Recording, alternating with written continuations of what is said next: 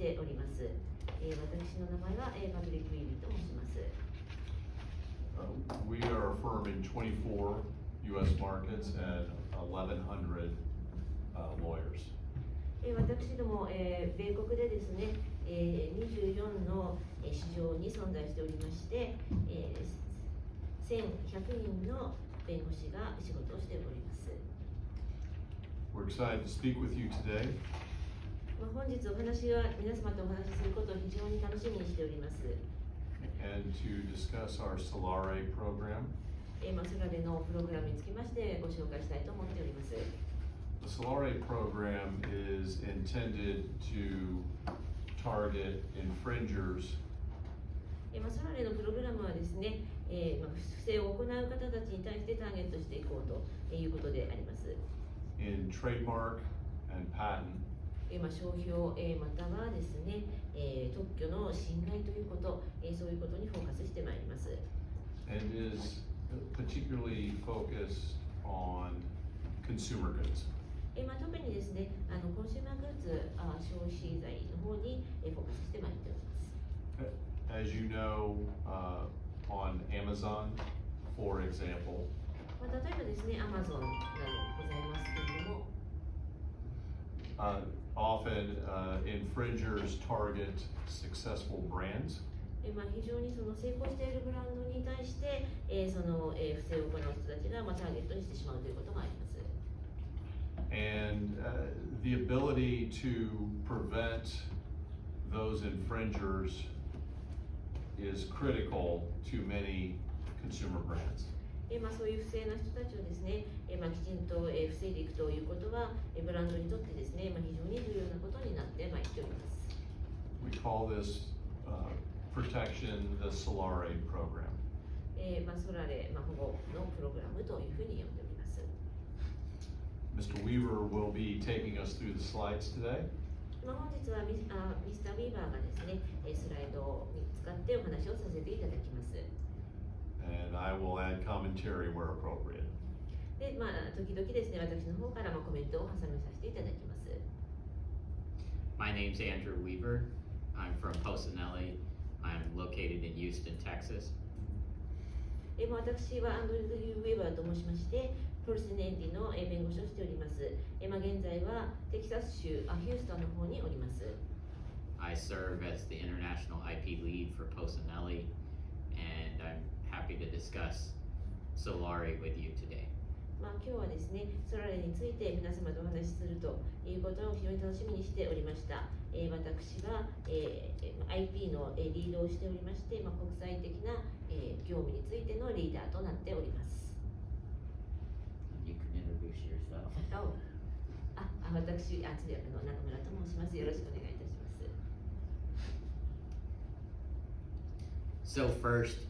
we've used the word brand. And in order to understand what a brand is, we'd like to lay the groundwork for what a brand is. ブランドということで本日お話をいたしますけれども、まずですね、ブランドとは何なんであろうかということから始めたいと思います。The brand goes beyond trademarks and patents alone. ブランドというのはですね、単に商標、それから特許ということだけではございません。It covers things such as employment, culture, and third-party relationships. 雇用とかですね、文化、それから第三者との関係、というようなものも、こちらのブランドという中に含まれてまいります。And it even extends to data privacy and security and products and services of the company. データプライバシー、セキュリティ、それから企業の、プロダクト、サービス、というようなものにも関連してくることになります。While some companies are focused on a single brand, many companies have multiple brands under a parent organization. 一つのブランドにフォーカスしている企業もありますし、一つの、親会社のもとにですね、複数のブランドというものを持っている企業もあります。In the brand protection and enforcement area, there are always constantly evolving threats to the brand. このブランドプロテクション、エンフォースメントという分野ではですね、常にこのブランドが侵害されるという危機に直面して We've defined some of these threats here on the slides, as you can see. スライドで、見ていただけると思うんですけれども、このような脅威がございます。We're going to primarily focus on the counterfeit products, gray market goods, and brand or product imitation. 特にですね、偽造品であったり、グレーマーケットの商品であったり、ブランドや製品の模倣品、などにフォーカスしてまいります。In association with intellectual property infringement. 特にですね、知的財産権の、侵害ということに、これは関係してまいります。So let me introduce Solari to you. It's a unique solution that Posinelli has developed. ではですね、皆様にこのソラレ、こちらをですね、ご紹介したいと思います。これはポルシネンリの方で、開発いたしましたユニークなプロダクトソリューションとなっております。So importantly, we work with you to develop IP protection and a business evaluation of your current and existing business as well as your IP portfolio. 皆様の、IT ポートフォリオを理解いたしまして、IP のプロテクション、それからビジネスの、ポートフォリオなども、理解しながら、皆様と最初にお話をいたします。And then we use online tools that are trained with their AI tools that are trained models to obtain data about brand threats. そしてですね、オンラインの、ツール、AI ツールを使いまして、こちらでですね、そのモデルを使いまして、データとかですね、そのブランドに対する脅威というようなものを、学ばせるということになります。And as part of that, we engage with the client to determine targeted enforcement. そしてですね、クライアントを、と一緒に、話をいたしまして、ターゲットされたエンフォースメントということについて、考えていくということになります。So, online enforcement. We have classified several different online tools that we would like to talk about. オンラインエンフォースメントにつきましてですけれども、私どもの方では、いくつかのこのオンラインのツールというものがございます。Marketplaces are one of the areas that we find very favorable to go about online enforcement, and those include Amazon, eBay, Walmart, and their global competitors such as Alibaba and others that may be here in Japan. 例えばですね、マーケットプレイス、というものがございます。こちらはですね、例えば Amazon、eBay、ウォールマート、それからですね、それ以外にも例えばアリババとか、そのようないろいろな、グローバルなマーケットプレイス、というものがございます。And we also look at apps, and what we mean is apps are those tools where you're able to purchase applications or other things for different computer technologies. アプリ、などもそうですね。こちらそのツールとかですね、何かアプリを、の中でいろんなものを購買できるような、そういうようなアプリです。So within those app stores, what we do is we focus on identifying and removing infringing apps based on their content or their name. そちらのですね、アプリの例えばコンテンツ、それから名前、などによりまして、アプリストアのアップストアの中でですね、それらの、不正なアプリが見つかった場合に、こちらの削除要請、などをしていくということになります。And with the advent of influencers, social media has become one of the big online places that infringement is occurring. それからですね、インフルエンサーとかそのソーシャルメディアというものが、非常に顕著となっておりまして、こちらの方でもですね、そういう不正が非常に行われやすくなっているという状況があります。We also look at websites, domains, and other types of online infringement. それからですね、ウェブサイト、それからドメインなど、そういうところのですね、侵害についても見てまいります。And feel free, if you ever have a question about something I say, feel free to stop me.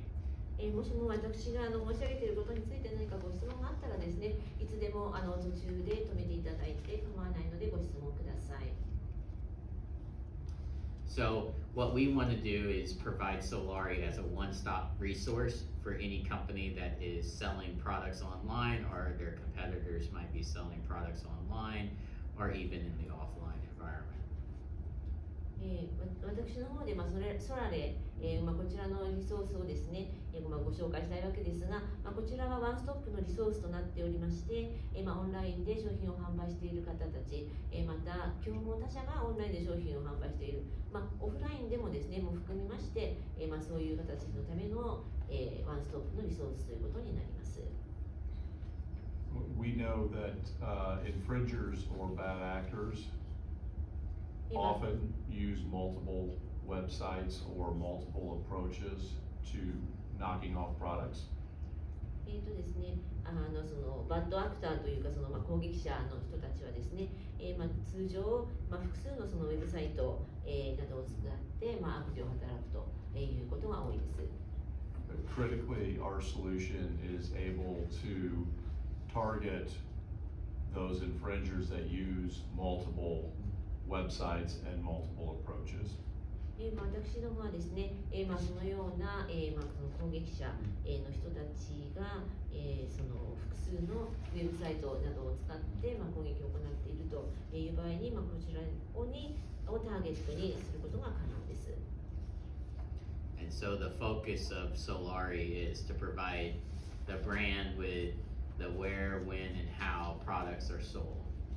ブランドという観点からですね、製品がどこでいつどのように売られているのかということを見ていくということになります。So that includes the sourcing, procurement, sales, and distribution and licensing. こちらはですね、ソーシング、それからプロキュアメント調達、そして販売、配布、それからライセンスというようなことを見ていくということになります。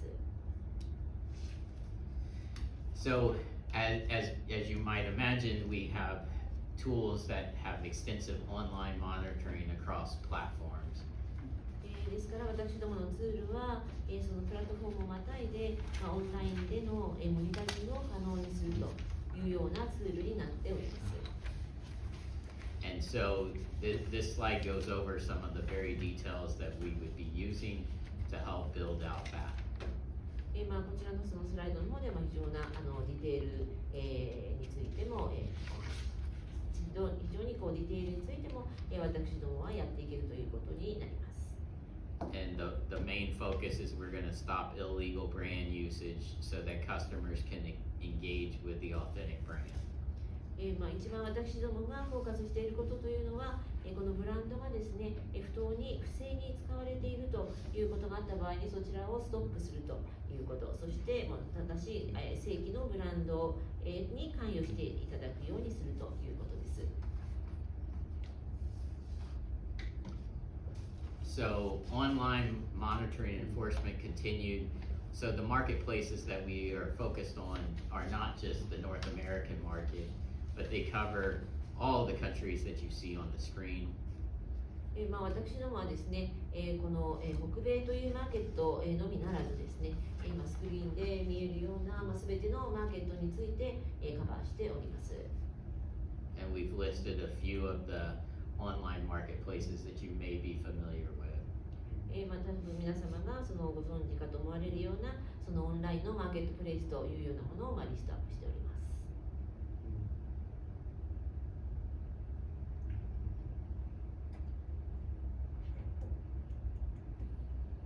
す。So what we work on with Solari is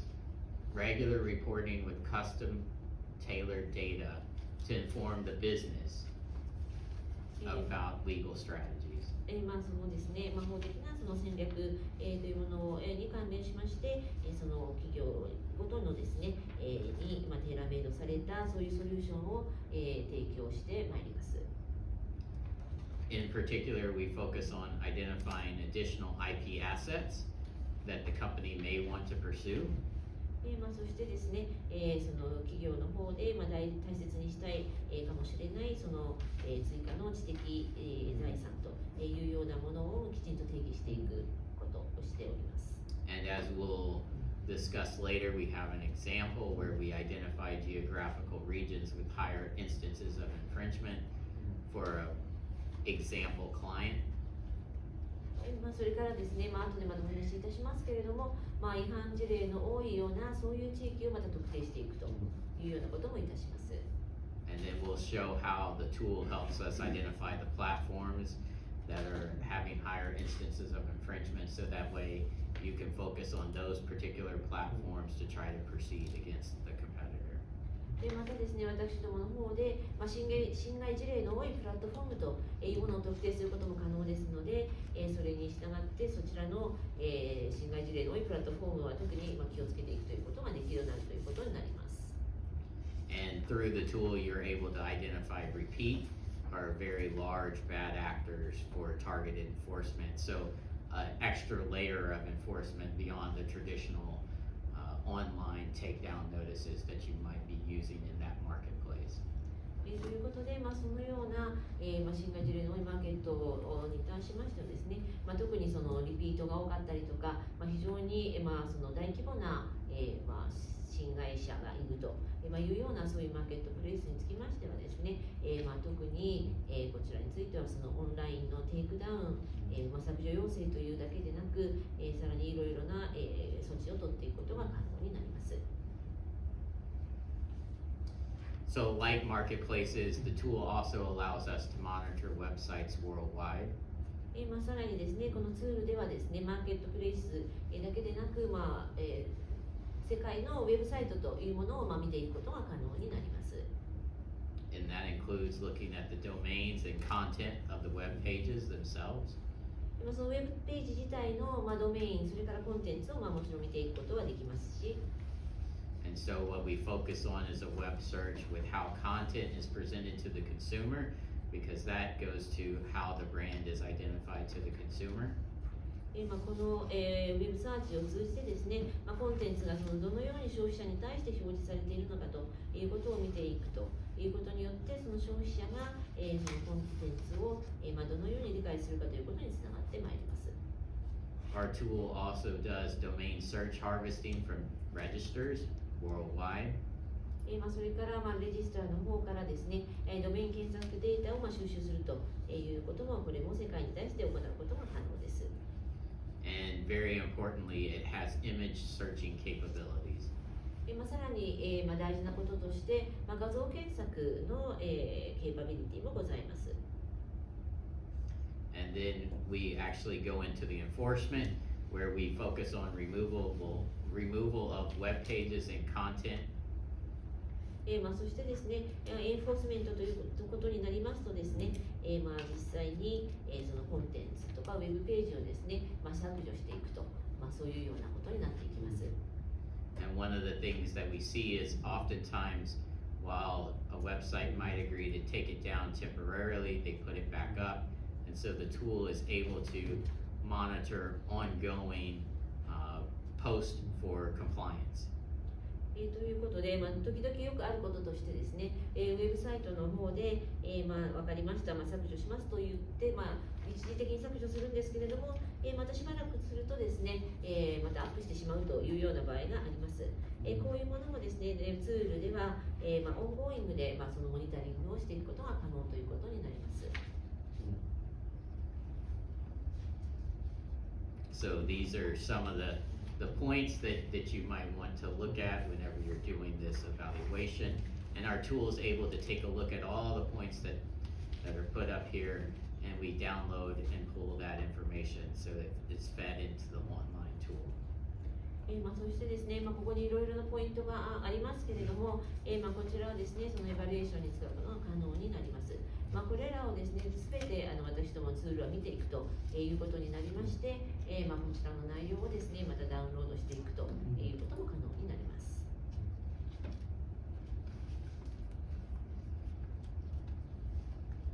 So, as we mentioned, one of the things that we begin this process with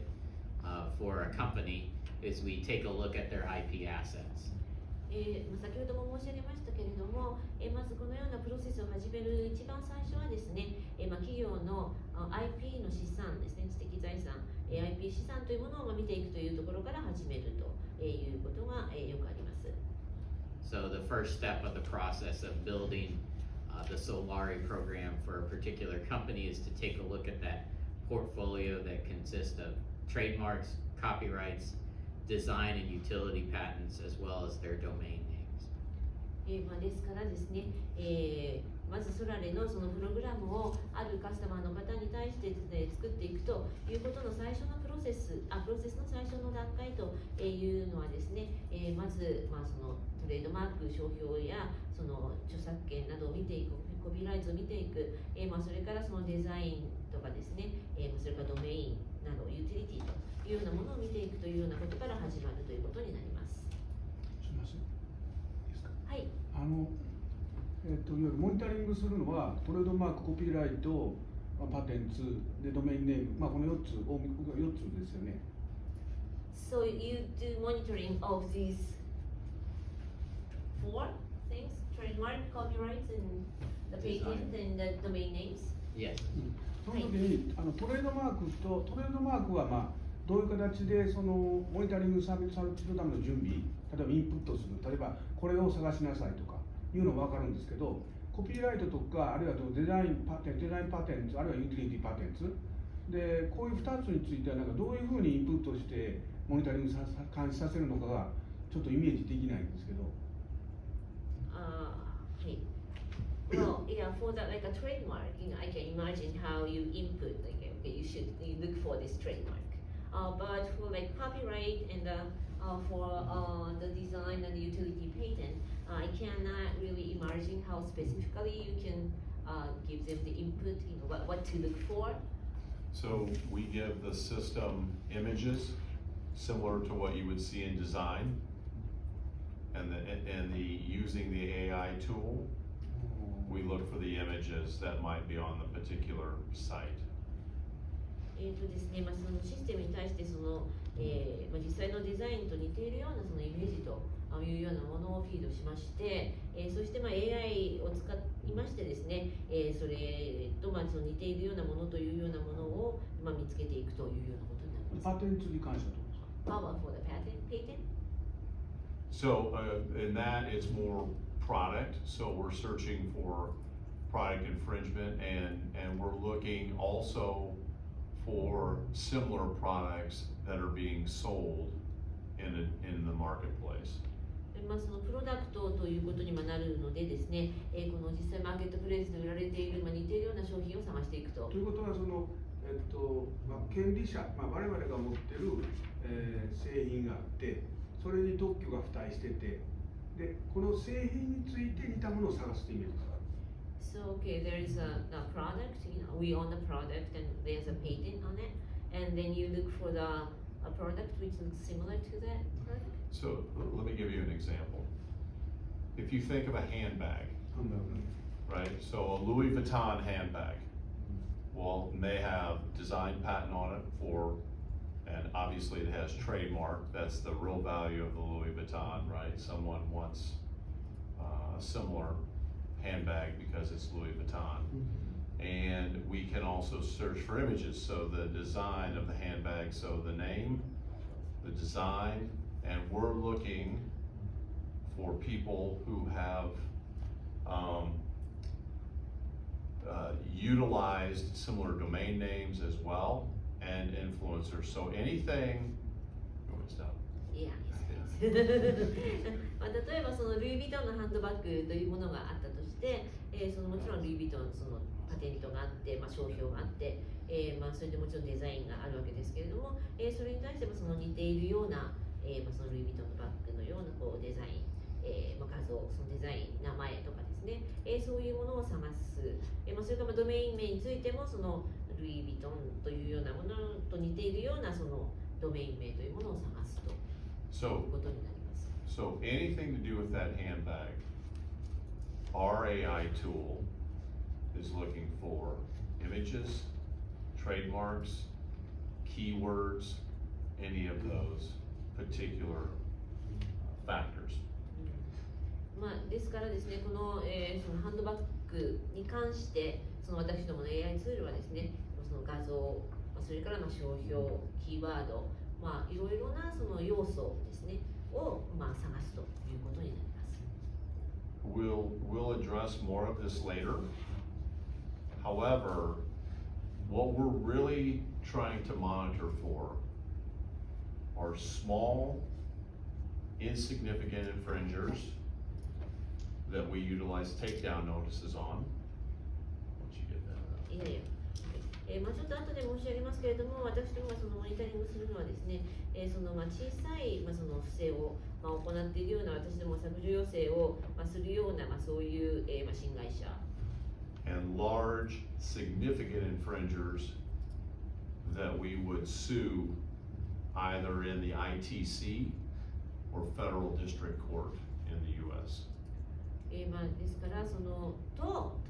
もう非常にその大規模な、その侵害者で、私どもの方でですね、ITC とか、それからその連邦の方の、裁判所の方で、訴訟を起こすような、そういうケースがあります。So to summarize, we want to take down small using takedown notices and large using litigation. ですから、その小さい侵害だった場合には削除要請を行い、それ大きなスケールの侵害だった場合には訴訟を起こすということになります。あともう一ついいですか。その訴訟を起こす場合の証拠ね、証拠が必要だと思うんですけど、その AI で調べた内容っていうのは、なんていうかな、そのままの情報として証拠になるのか、それともそこで使ったそこで作られたその集められた情報を作るために用いられた文献とか、どっかのホームページとか、あるいはその eBay での販売実績とか、そういうものも芋づる式にこう引っ張ってこれるんですかね。Okay, so when you make the litigation, you need the evidence, right? Yes. And you can just use the information collected by this AI tool, or do you also get like a source of the information, like original the papers or some like sales, eBay sales. So yeah. So on takedown notices, your evidence is less, but you're saying that the infringer is likely infringing trademark or copyright or design patent on the handbag. 通常ですね、その侵害者というのはそのトレードマークとかですね、そのコピーライトとか、そのデザインというようなものも侵害するということになると思うんですが。On district court or ITC litigation, we would need evidence, products that would be seized, and we would be, I need to tell that stuff. ですね、その ITC とか、そのディストリクトコート、などに対して訴訟を起こす場合には、このプロダクトとかそのエビデンスが必要になります。As ITC, as a complainant or plaintiff, we would have to assemble enough evidence to initiate the lawsuit.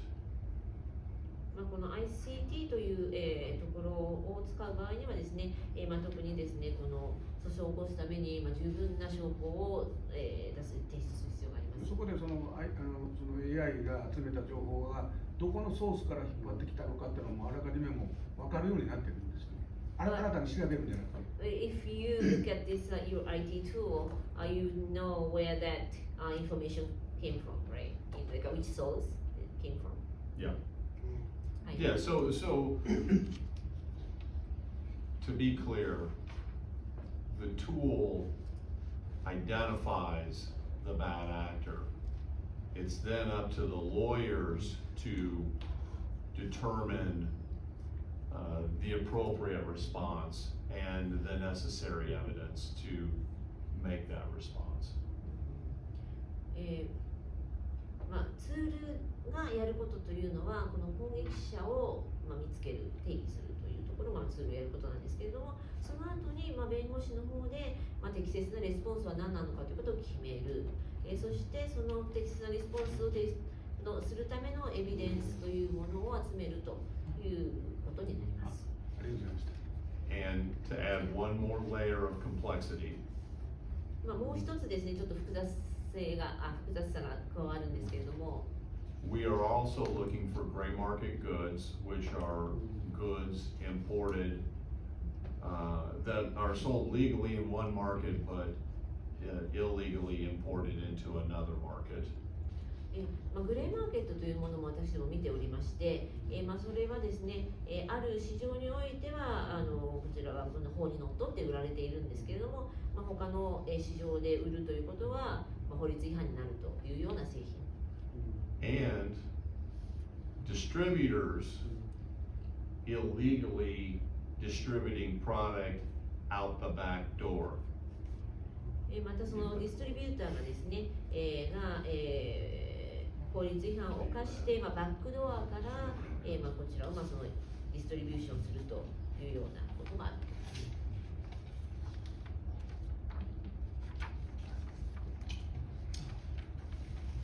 So, in order to help explain what we meant by IP assets, I took an example that hopefully the audience here in Japan will understand, namely that of Hello Kitty.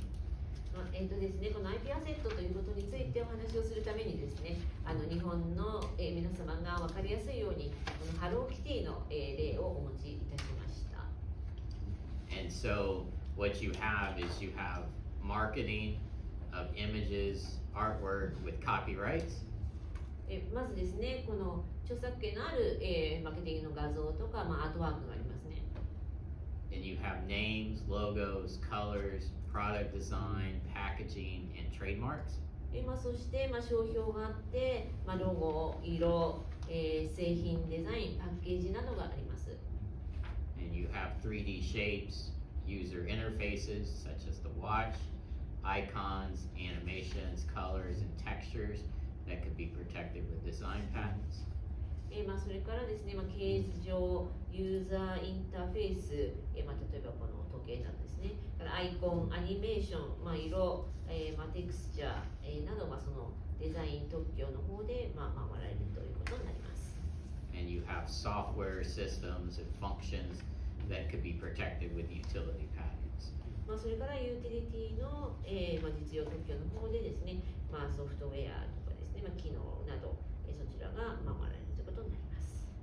So pretend you're someone like Hello Kitty or Hello Kitty themselves. You can now go into the business evaluation of how the business operates. そしてですね、そのハローキティ、皆さんがハローキティであったとしますとですね、このビジネスがどのようにオペレーションするのかということを考えることができるようになるということになります。We look at product development and manufacturing locations and management. まずですね、この製品開発、それから製造施設、などの管理、そのあたりも見ていくと。We also look for product authentication and supply chain tracking mechanisms that the company might want to implement. それからですね、企業の方で、やるかもしれないこととして、製品の認証と、サプライチェーンのその追跡ですね。We also look at pricing policies with a focus on the antitrust procedures. それからですね、その価格政策、こちらはですね、独占禁止法の観点からも、考えていくと。We also look at import and export procedures. それから、輸出、それから輸入ですね。And the other things listed on this slide. あと、このスライドに載っているようなことを見ていくということになります。Again, Solari is unique because it allows us to come up with that initial brand evaluation and then monitor how other people are using that brand illegally. そしてですね、私どものソラレというのは非常にユニークなソリューションでして、まずそのブランドのイバリエーション、評価をしてですね、そしてこれがそのどのように、不正に使われているのかということをモニタリングしていくということになります。So we have a company that has the IP portfolio that includes trademarks, copyrights, and that company sells those products on marketplaces, and it has an official website and an official social media account. 例えばですね、この企業が、国際的な商標や著作権を含む IP ポートフォリオを所有していて、そして、その電子取引マーケットプレイスで製品を販売し、公式のウェブサイトと公式なソーシャルメディアアカウントがあると。And oftentimes a company will have authorized resellers, and those resellers will have specific agreements to sell it at a listing or a pricing structure that's agreed in a minimum advertised pricing. そしてですね、通常ですね、この、認定された再販業者というものがおりまして、そしてですね、こちらはその最低広告価格に準拠した価格設定を、行って、商品リストというものを記載するということになります。And based on all of that, we develop an online brand protection strategy for the company in cooperation with the company executives and our IP team. そして会社のエグゼクティブ、それから IP チームと一緒にですね、この企業のオンラインブランド保護戦略というものを私どもは策定していくということになります。And so the focus is we're going to focus on trying to recapture stolen web traffic that was intended for the legitimate business. 例えばですね、この、もともと、正確な、不正のないようなトラフィックあるべきだったんですけれども、このウェブのトラフィック、盗まれてしまったウェブのトラフィックというようなものもまず見ていきます。And the ultimate goal is to lower your online search marketing cost by removing those who are submitting things based on your trademarks. そしてですね、この皆さんの、トレードマークを、不正に使用した、人たちの、出しているものを削除することによって、オンラインサーチのそのマーケティングコストというものも下げていくことが可能になります。And because the tool aggregates all of this information, there's some bulk enforcement that we're able to do to streamline the remediation process. そしてですね、ツールがですね、この情報を、集約していくことが可能になるということで、こちらをですね、非常に、大きな、形でですね、実際に、執行していくことが可能になるということになります。So we also look for policy enforcement of the agreements that are in place with the sellers and channel partners. そしてですね、セラー、それからチャンネルパートナー、に対して、ポリシーがきちんと行われているかということも、見ていきます。And the tool will provide automatic alerts for high impact pricing issues. そして、ツールの方でですね、影響の大きい、価格設定の問題に対してアラートを出していきます。And then turning to social media,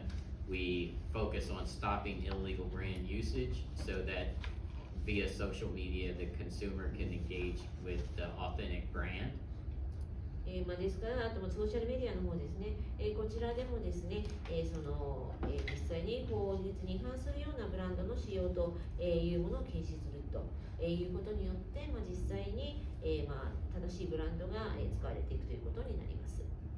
And then it also allows you to manage your reputation by what is being said about your brand and to manage the narrative. それからそのブランドについてのその、評価ですね、評価というようなものを人々の、ブランドに対する評価というものが、下がらないように上がっていくようにしていくということになります。So now focusing on the tool implementation itself. ではですね、この実際に、ツールを、実際に使っていく場合にどうなっていくのかということになります。So here you can see this thing that we've marked. This is actual example from a company that we've done the analysis on. これはですね、実際に私どもが分析を行ったある企業の実際の例というふうになります。So what we've generated here is something called a cluster score. ここで生成されているのがクラスタースコアと呼ばれているものになります。And the cluster score allows you to collect all of the information together to decide which of these potential infringers you might want to engage with. このですね、全ての情報を集めた結果、このクラスタースコアというものが出てまいりまして、この中の、どの、その不正者ですね、に対して、私どもがフォーカスしていくのかということを決めていくようになるということです。Importantly, you can see pricing as well as first date of detection. ですね、この重要なこととして、このプライシング、価格というものを見ていくことができる、これ重要なことなんですけれども、あとですね、その検知されたのはいつだったかということも見ていくことができます。And it also groups it, you can group it as you can see, you can group it by the seller name. また、このグルーピングもできまして、ここに見えるようにですね、セラー名で例えばグルーピングというのもできますし、So you can see one infringer is selling across platforms, an Italian Alibaba, a German Alibaba, and a Japanese Alibaba. 例えばイタリアのアリババ、ドイツのアリババ、日本のアリババというようなですね、このプラットフォーム、いろんなプラットフォームをまたいでですね、一人の攻撃者が、この不正を働いているというようなことも見ていくことができるということになるわけです。And so from this, we also have the ability to track specific sellers and competitors and repeat bad actors, as you can see here. そしてですね、あるセラーだけを、例えばトラッキングしていくということも可能ですし、その競合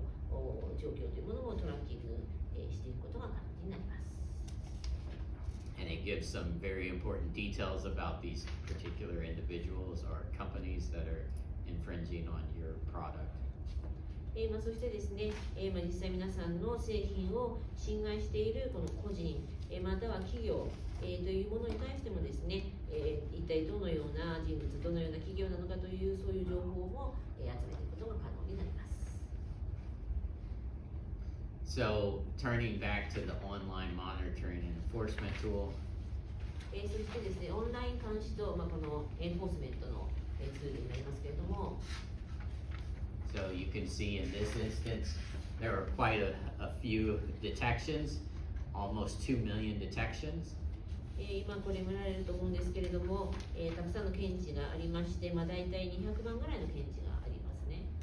But as you can tell, only 1.4% of those detections were considered bad. しかしながら、そのうちの 1.4% だけがですね、本当に良くない不正であるというふうなことになっております。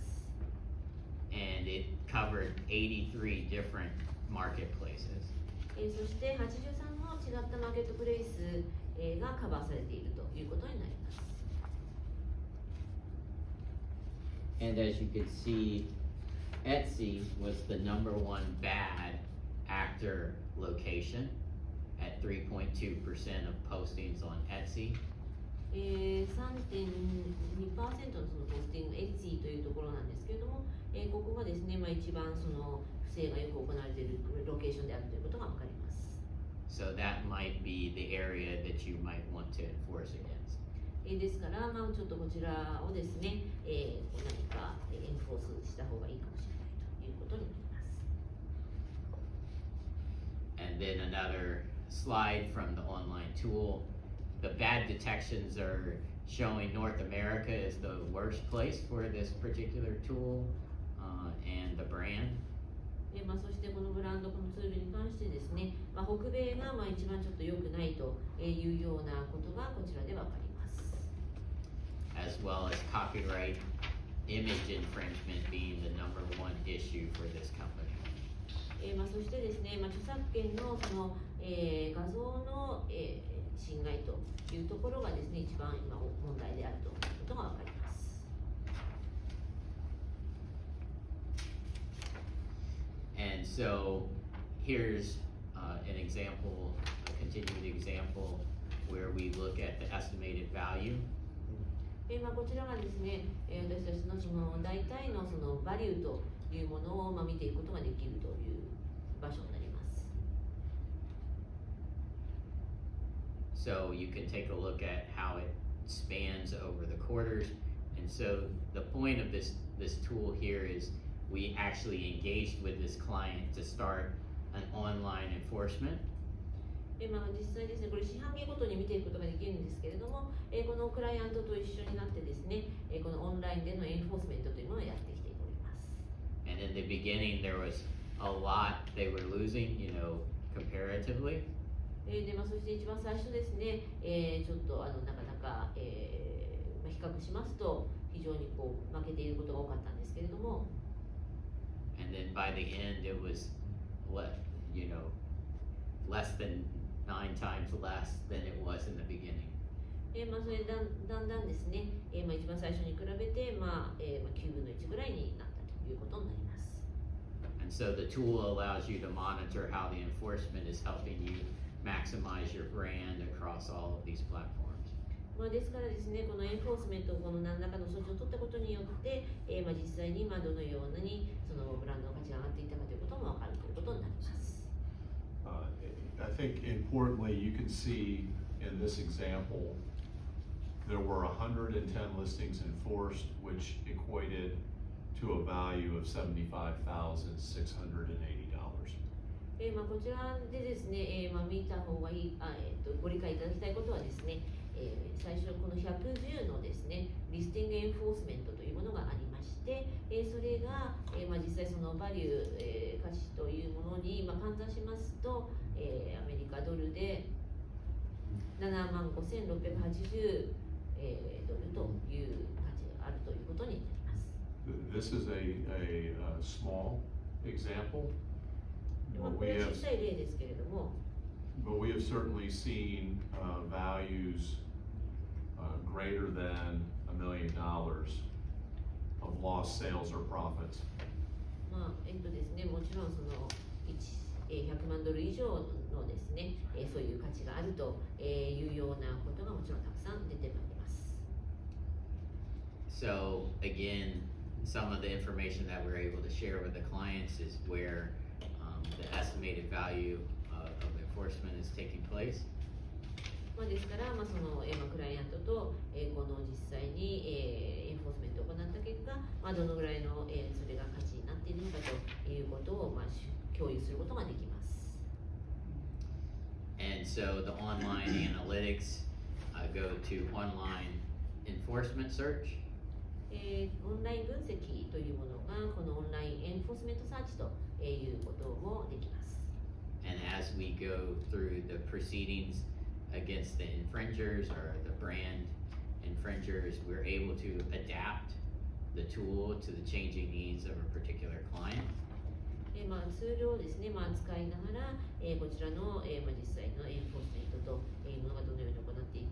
ってどのようなプロセスを取っているのかということを見ていくことが可能です。 And as you were able to see, we have location analytics to show where the online infringement was occurring, and as well as the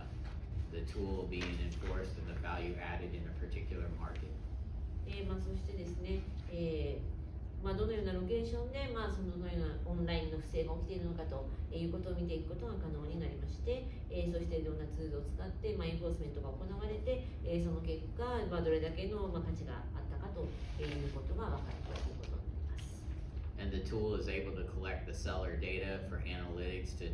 make sure it's individuals, companies, or some sort of aggregation of particular companies. Maybe the company name changes, but the address stays the same. 例えばですね、このセラーのデータというものもこのツールはもちろん取ってくることができまして、そのどのような個人があって、そのどのような企業があって、で、もしかしてこの企業の名前は変わったけれども、その、アドレスが変わる、名前は変わらないけれどもアドレスが変わったとかですね、そういうことも見ていくことが可能です。 And importantly, it to enable the company to understand how Solari helps their company. We have the impact of the online enforcement that we can tell the company how well the solution is helping their brand. ですからですね、ソラレが、実際にこのオンラインのエンフォースメントというものをやりながらですね、どのような形でこの企業を、サポートしていくのか、そして、それがどれだけその企業にとって、価値があるのかということをお見せすることができるということになります。 And then now we go through a unique solution example in which we take an example of a various bad actors selling counterfeit products on many e-commerce marketplaces. ですね、今度はまたユニークなソリューションということで、ちょっと例があるんですけれども、ここではですね、たくさんのこの e コマースのマーケットプレイスで偽造品が販売されているというそういう例になります。And we also learned that people are using the company's trademarks on their website to sell different products and divert web traffic from the brand's own website. それからですね、実際にその商標が使われてしまってですね、そして違う製品をこの同じ商標で販売されてしまっている。そしてですね、このトラフィックがこちらの企業から、他のウェブサイトの方に誘導されてしまっているというようなことも分かったと。And we know that people are impersonating the company on social media. それからですね、ソーシャルメディア上で、この企業になりすましているという人がいるということが分かったと。And even we are able to learn that resellers are selling the company products for less than the agreed minimum pricing. また、このリセラーがですね、そのミニマムなプライシングというふうに決めた、価格以下の価格で、製品を売ってしまっているということが分かった。And so this allows us to remove counterfeit company products from e-commerce marketplaces. これでですね、その e コマースのマーケットプレイスから、私どもの製品のこの偽造品というものを削除することができました。And we can focus on removing any post, websites, or apps or e-commerce listings using the company's images without authorization. そしてですね、この認証を受けていない、その画像を使ったその投稿ですとかウェブサイトですとか、そういうものも削除することができます。And then we can also track that reseller compliance. そしてそのリセーラーとのですね、コンプライアンスというところで、こちらもトラッキングすることが可能です。And then based on the success or other things, we're able to help build out a more robust IP portfolio. その結果ですね、非常に堅牢な IP のポートフォリオというものを構築することが可能になるということになります。And then because the tool is tracking the individual bad actors over a period of time, we're able to collect those bad actors and create a higher scale of damages whenever we do go up to the higher level, as Pat had mentioned. それからですね、このツールは、その個々のその、攻撃者をですね、長期間にわたって、トラッキングすることが可能になりますので、そのどれだけのその何か大きなそのダメージがあった場合に、この、攻撃者がどれだけのことをしてきたかということを、全部見ていくことが可能になります。And the ability to track those repeat bad actors allows us to track the damage to the company and create a better damage story should we go to actual litigation rather than just pursuing the marketplace. 実際にですね、この例えば、攻撃が、リピートで行われたような場合ですね、どのようなダメージがあったのか、こんな大きなダメージがあったということをですね、実際に、訴訟で、伝えていくことが、できるようになるということです。And now once we've been able to collect that data, we can actually go about targeted enforcement. こういう、データをですね、実際に収集することができましたら、この後はですね、私どもで、対象を絞ったエンフォースメント、措置を取っていくことが可能になるということになります。So we're able to escalate that enforcement, including global court proceedings. こちらですけれども、その世界的なその裁判、手続きを含む、含む手続きを取ることが可能になります。And also in the US, we have the International Trade Commission proceedings that we're able to use. 例えばですね、アメリカの方では、国際貿易委員会というような、そういうものの、プロセスを取ることも可能です。And we have some slides that after we do a little more introduction about who Polsinelli is to talk about the ITC proceedings. それからですね、後の方でですね、ポルスネリーのことについてご説明するところで、この ITC の、手続きについてもお話ができます。And one of the other tools in our arsenal here is the World Intellectual Property Organization proceedings. それからですね、WIPO 世界知的所有権機関の手続き、とい as focusing on the border control actions with customs. それからですね、税関を通じた、このボーダーコントロールアクションということもできます。And then finally, that's all enabled because of the tool's ability to track and cluster data.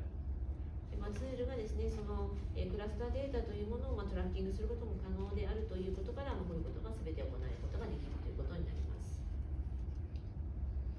So finally, we have some examples of targeted enforcement. We work with Customs and Border Protection in the U.S. to monitor and identify potentially infringing or counterfeit imports. まずですね、その対象を絞った、そういうエンフォースメント例になりますけれども、税関、国境警備局と協力して、侵害とかですね、偽造の可能性がある、物品などを、監視、特定することができます。And we're also able to monitor registration of fraudulent trademarks or other IP designed to harm the brand or masquerade as the true owner.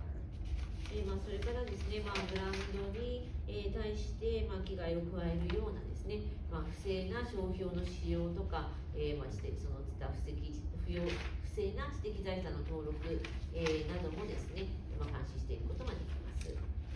And then ultimately, we can use the ITC to file a Section 337 complaint. そして、この ITC のですね、第337条に基づく、訴訟ということが可能になります。And the ITC complaint will result in stopping all the goods at the border so that they are not able to import it into the United States. この ITC で、こういう訴訟を行った結果はですね、米国にそれらの商品が、輸入されないようにボーダーのところでそれをストップするということが可能になります。And then we can also pursue district court litigation to try to obtain damages. さらにですね、こちらの米国の地方裁判所の方で、訴訟を起こすということも可能です。And then we can also work with enforcement of policies, namely contract enforcement with non-compliant partners based on specific relationships. それからですね、実際にそのコンプライアンスをですね、きちんと守らないようなそういうパートナーとのですね、に対してポリシーをきちんと施行していくということもできます。So, some further points. Our Solari system targets or processes more than 50 million URLs a day. 1日にですね、このソラレの、ターゲットとしまして、5000万以上の URL というものを見ていきます。The key to the system is that it's customized for the particular client. こちらはですね、そのクライアントごとにカスタマイズされているというところが、鍵となります。Some of which is driven by the magnitude of the infringement and the monetary impact. こちらはですね、この、実際にこの侵害の、大きさとかですね、その金額的な大きなインパクト、という、そういうものに、関係しております。And the frequency of infringement.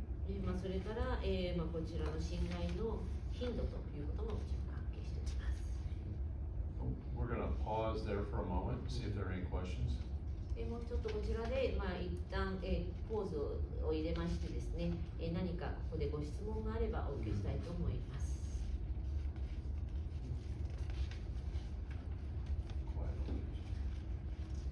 Okay. No questions? ご質問ありませんでしょうか。またいいですか。すみません。ソラさんを使わせていただくのは、ポリジネリさんとはじめにその、どういうふうなブランドとかあるいはインテグリティプロパティを保護していくかということを考えて、まずその、設計図というか初めの情報を集めて、その後ソラを使って毎日監視をしていくということだと思うんですけども、その場合のその初期的なその時間、大体、初めのその分析、どういうものを守っていくかっていうかかる時間って大体どのぐらい間になる。これは、実際に始めるまでの時間。そうそう、だからその初めの作るまでの段階が非常に難しいと思うんですよ。So I believe that probably the initial consultation with you before actual implementation of Solar is pretty important, and I just wanted to know how long that could take to really introduce the brand and give you the information and make a design of the Solar and So the consultation can occur in a very short time. そのコンサルテーション自体はですね、短期間で行うことが可能です。Some of it will be dependent upon your pre-existing intellectual property. もちろん皆様がどのような、実際知的財産を今所有していらっしゃるかということにもよります。If you have a strong trademark, copyright, design patent portfolio, 非常にもし皆さんの方で、強力な、その商標とかコピーライトとかそのデザインの、ポートフォリオをお持ちであれば、then this can be set up in a very short time, less than a few days. 非常に短い時間で設定が可能です。本当に2、3日で。例えばその日本のメーカーっていうか例えばゲームメーカーでもそうですけどキャラクターいろいろありますよね。ゲームボードのキャラクターとか、あるいはカードゲーム最近流行ってますカードゲームのデザインですね。ああいうものを多分何万と多分入れていかなあかんと思うんですよ。入れるとすればね。そういった数的な制限ってあるんですか？Okay, some of the Japanese company may have so many characters, or like a card game,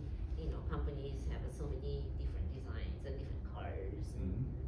and they probably have to input them all into the system. And do you have like a limitation of the number of the things you can put into the? Well, I think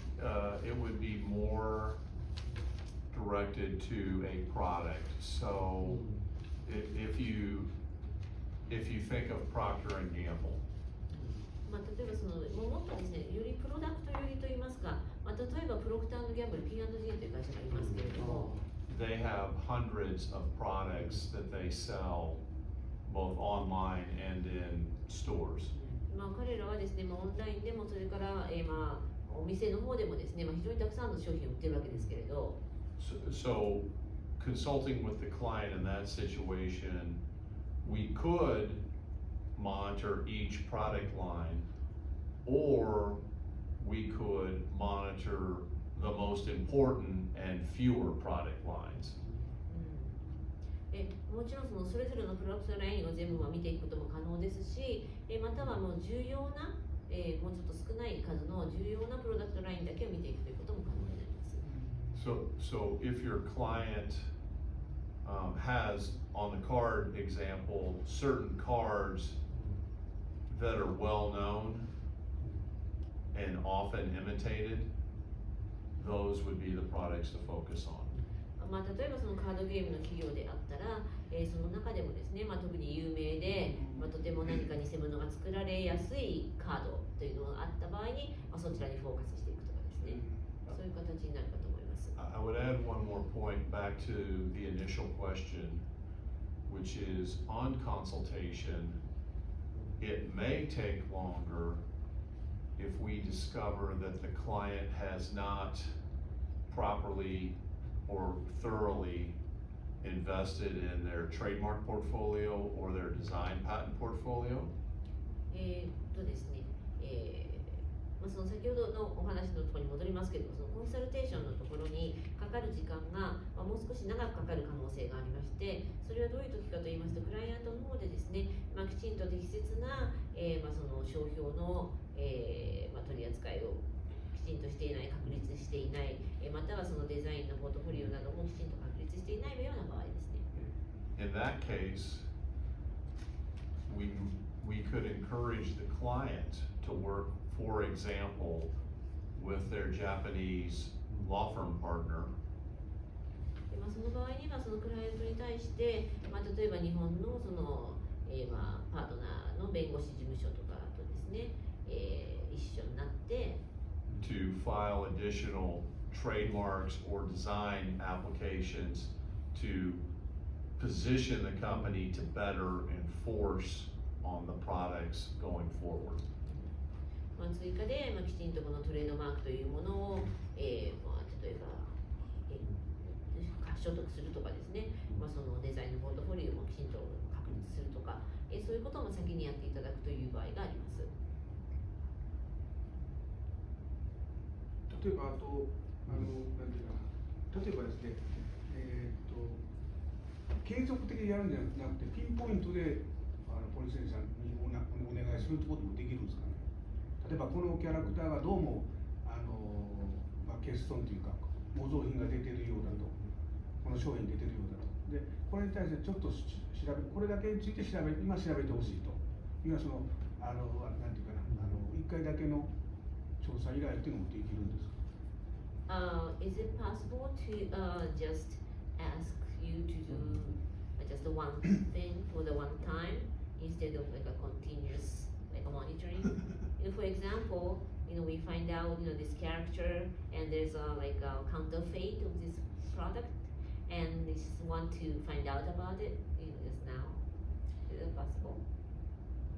As long as you hire us for the litigation. まあその訴訟の時にですね、私どもにお願いしていただければ大丈夫です。In all seriousness, we view this as an ongoing process and a partnership.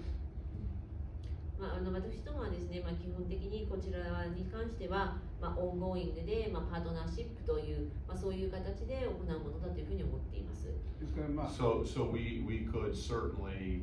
do an initial review and provide that, and then you can come back later. なので、もちろん最初にまず、レビューを、してですね、それから考えていただくということでいいわけですけれども。先ほどのそのキャラクターが資料出てましたけど、キティちゃん、ああいう会社っていうのは多分その著作権が侵害されてないかっていうことを毎日サーチしてる人間が何人か社内にいてると思うんですよ。多分彼らは失業するんじゃないですかね。Yeah, the company, like the Kitty's company, it's a Sangyo, and they probably have several people who's watching, to make sure that their copyright is not being infringed, and those people will go out of job, I guess. Reposition. ちょっと他のポジションに行っていただくということで。But, well, let me be clear though. There is a difference between legal monitoring for patent filings and trademark filings and copyright in the Patent and Trademark Office versus online brand enforcement. We view those as different. ですね、私どもは、このオンラインのブランドのエンフォースメントということと、そのリーガルモニタリング、その著作権とかそのコピーライトというのが侵害されていないかどうかということについてのリーガルモニタリングという、この2つは別のものというふうに考えております。So we are not monitoring to be clear, we are not monitoring the issuance of competitor patents in the marketplace. 例えばですね、その競合他社が、他のその特許を、実際に獲得したとかですね、そういうことについてはモニタリングしているわけではないんですね。We do that typically through a different type of service. それはもちろん違ったタイプのサーベイでそういうことは行いますけれども。例えば今回の話でいくと、ブランドっていうものには多分フォーカスされてると思うんですけども、例えばケミカルパテントとか、あるいはそのプログラムパテントとか、そういったものが侵害されてないかっていうのをすでになんていうかな、監視するというようなことにも将来は適用されるんでしょう。Right now you are focusing on the brand, I believe, but are you going to use it for like a chemical patent or the program patent in the future? No, this is really directed towards consumer goods and what occurs online. 実際ですね、いや今こちらに関しては本当に消費財、そしてオンラインというところにフォーカスしたものになっています。Chemical, biotech, semiconductor, high-tech products would go through more traditional, well-established channels. バイオテクノロジーとか半導体とか、ハイテクのような、そういうものに関してはもうすでに確立された、そういう、チャンネルを通じて、見ていくということになるかと思います。So, for example, chemical, if you think of major agriculture chemicals, 例えばですね、ケミカルともおっしゃってましたけれども、農学的なケミカルというものがあるかと思うんですけれど、there are very few producers, and our assumption is that the owners of the patents and the key chemical components are well aware of who might be trying to infringe their chemical products. で非常にですね、そういう方たち、生産者の方の数が少ないので、この自分たちの持っているパテントとか、実際の化学式とかですね、そういうものを、盗もうとしている、盗むとしたらですね、こことここだろうというような、そういうのも分かるだろうと思うんですね。So for example, you don't sell ship containers full of chemical hydrochloric acid online or on Amazon. 例えばですね、アマゾンで、船をいっぱいにするようなですね、ハイドロクロリックアシッド、硫酸。ですね、そういうものをですね、売るということはないわけですね。アマゾンで売るということはないというかできないわけですね。So just to repeat, this is really this program is directed at consumer goods and products that are sold online to consumers where millions of dollars of sales can be lost on clothing or handbags or shoes or other designer products.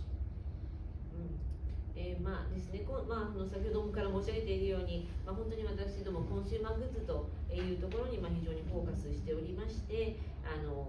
結局そういう不正が行われることによって洋服ですとかハンドバッグですとか、いろいろなそういうものに関して、この何百万円もの損害があるというようなそういうところを防ごうという、そういうことであります。And with the proliferation of sales channels, it's very difficult for a person to find all of the sales channels that this product may be sold over. そうですね。そして非常にセールスのチャンネルがたくさん、存在しておりますので、皆さん企業にとってですね、自分の製品がどこで売られているかということが、全てのそういうセールスのチャンネルを調べるということは不可能なわけですよね。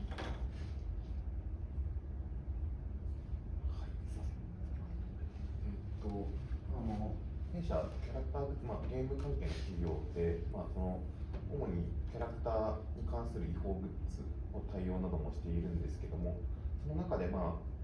倒くさいなっていうか、工数がかかってしまうのが主に2点あって、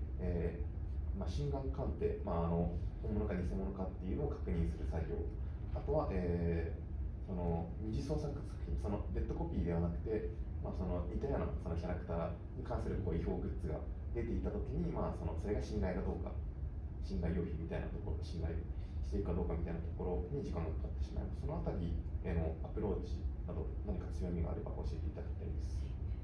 一つ目はそれが本物か偽物かとおっしゃったんですけど、二つ目は本物か偽物かっていうのが一つと、もう一つは、信頼しているかどうか。信頼しているかどうか。結構キャラクターだとデッドコピーではなくて二次創作作品みたいなのの関連グッズが多いので、そういったところへの、法的に、まあ、信頼で言えるのかみたいなところ、主張できるのかみたいなところは結構確認に工数がかかってしまうので、まあ、そのあたりにこう、はい、わかアりました。プローチがあれば。 Well, I am from the gaming company, and I'm taking care of the like counterfeits and the characters. We manage the characters, and there are two things we're having problems with. One is it's really hard to actually define if this is true product or if it's counterfeit. It's really difficult to see that. That is one thing. And the second thing is when it's not just the copy, it's more like they call it like a secondary creation. I mean, it's they somewhat use a product, but it's not the exact copy, but it's like they add the creativity on it. And if we can tell, if we can say that is actually the infringement or not, and so those two points are difficult. It's a good question. So first of all, this is where the advice would come in, is analyzing the new product or the altered product to determine if it still infringes your original marks, as an example. まあ一つはですね、そのオリジナルな、皆様のそのオリジナルなプロパティというものがその実際、使われているかどうかということで、まず一番最初にこちらが侵害されているかどうかというのを見ていくということになるわけですよね。Yeah, so I would argue that this is where the first step of the consultation of looking at either your copyright family or your trademark portfolio. Are you in a position to attack modifications that are minor? まあこれはコンサルテーションのところに来るんですけれども、その御社のその実際コピーライト、それからその商標のポートフォリオがですね、実際この、機微なマイナーなそのモディフィケーション、ちょっとした変更を許すものなのかどうかというところがまず最初重要なことになるかと思うんですけれども。And then to the first question, this is where I think the source monitoring becomes important. まずですね、最初のご質問に関してこのソースモニタリングということが重要になってくるかというふうに思います。So we know that some of our clients, their distributors are illegally or in breach of contract distributing licensed goods, but in other markets that they are not permitted to sell into. 例えばですね、そのディストリビューターがそのライセンスグッズをですね、その実際に売ってはいけないような市場で売ってしまっている場合とかあると思うんですけど。So part of the analysis may also, if you have distributors, may be analyzing the contracts that have been executed with your distributors. でそのディストリビューターの人たちとのそのコントラクトというものをですね、もう一度きちんと確認していくということがまず重要になるかなというふうに思います。We also know that in the U.S., as an example, gray market goods アメリカにはそのグレーマーケットグッズというものがあるんですが、are very problematic. 非常に大きな問題になっているんですよね。So, for example, we tracked a company out of Brazil that was selling authorized, licensed product from Brazil into the U.S. そのブラジルでそのオーソライズされたライセンス商品というのをアメリカに輸入している。The problem is that in this particular case, the phone number, if there was an adverse reaction, went to Brazil. So U.S. citizen calls because they're having a problem and someone talks to them in Portuguese. まあ、例えば、しかしですね、この場合は、そのアメリカの人がこれを買って、でそして何かその問い合わせの電話をするとですね、ブラジルの方に電話が行ってしまって、そのポルトガル語で電話に出るという、そういう問題が起きたということがあります。Not sure if I answered all your questions, but we'll pause and make sure we're addressing everything you want. 今、おっしゃったことに対してのお答えになってますでしょうか。そうですね、まあ、その本物か偽物か対応するべきかどうかっていうのと、まあ、その信頼しているのかどうかっていう判断の負担を弊社側としては減らしたいと考えていて、なんかそれが本社の製品でできそうでしょうか。So actually, we want to decrease the burden of judging if that product is counterfeit or the real product, and that's one thing. And also, we want to also decrease the burden of judging if this is infringement, then we should take action or not. And I wonder if your product could decrease those burdens for us. Yes, absolutely, yes. できます。That's the main point of the scoring. Yes. ということで、スコアリングという考え方がありまして、One of the examples, you'll notice, I think 98% of the hits were appropriate and legal. でこのヒットしているところの 98% がですね、実際はこの法律違反ではなくてその問題ないというものなんですよね。Only 2% were problematic. 問題なのは 2% だけだということで、すいません、1.4 でした。1.4%。But in this case, we can still assist you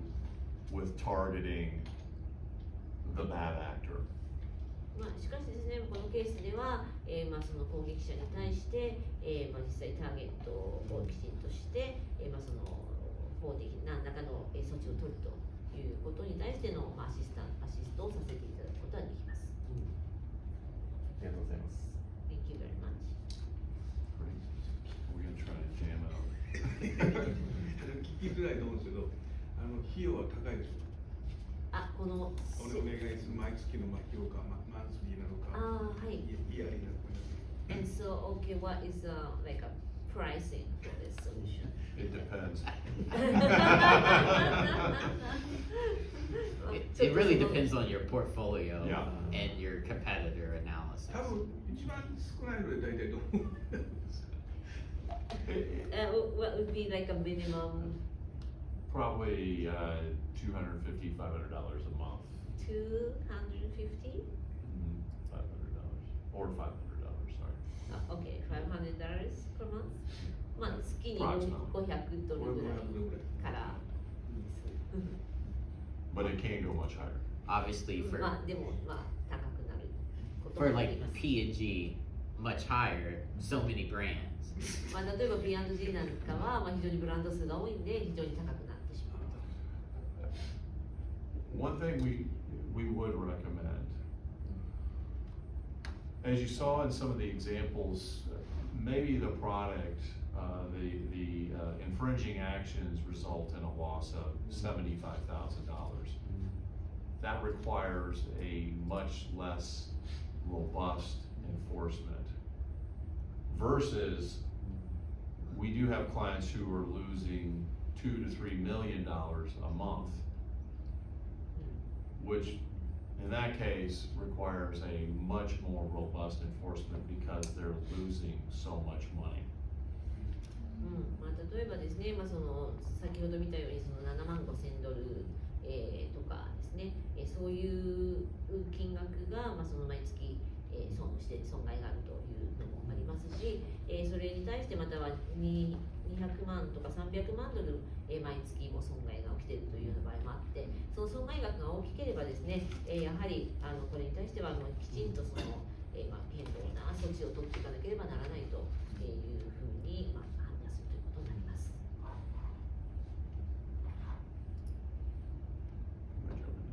Oh, Yeah. this is us. This is us. So just briefly, a little bit about who we are as Posanelli, just so that you may understand who we are. We're over 1,000 US attorneys, and we are in over 20 plus markets. Primarily the top 24 offices are shown here. ですね、私の方についてちょっと簡単にご説明いたしますけれども、大体ですね、この弁護士の数が1000人ほどおりまして、それは20以上のそのマーケットに存在しておりまして、こちらがそのトップ24の、場所がこちらになります。Go ahead. And so here's a little bit about Posanelli, all of our services. We cover intellectual property, litigation, labor and employment, healthcare, business, and real estate. 私どもですけれども、ですね、その知的財産のこと、それから雇用とかですね、労働のことですね、それからビジネス、そしてですね、ヘルスケア、それから不動産というような仕事をしております。And for IP, we were named 2023 Law Firm of the Year by US News and World Reports for patent law. その US のニュース、ペテントロー、というようなところでですね、私ども2023年に、年間最優秀法律事務所としてですね、この知的財産に関して、そういう、場所をいただいております。A few statistics about Polsinelli. We filed 5,500 patent applications last year and close to 2,000 trademarks. 大体ですね、この、2000ぐらいのそのトレードマーク、に関してですね、5500 sorry, this is 5,500? 5,000. 5,000. 5,000。5000ほどの、訴訟を、仕事をしております。Importantly for this group and the topic of today on enforcement, 本日ですね、このエンフォースメント、そのどのような措置を取っていくかということですけれども、お話ししてまいりましたが、we had 73 cases in U.S. Federal District Court and 8 in the ITC.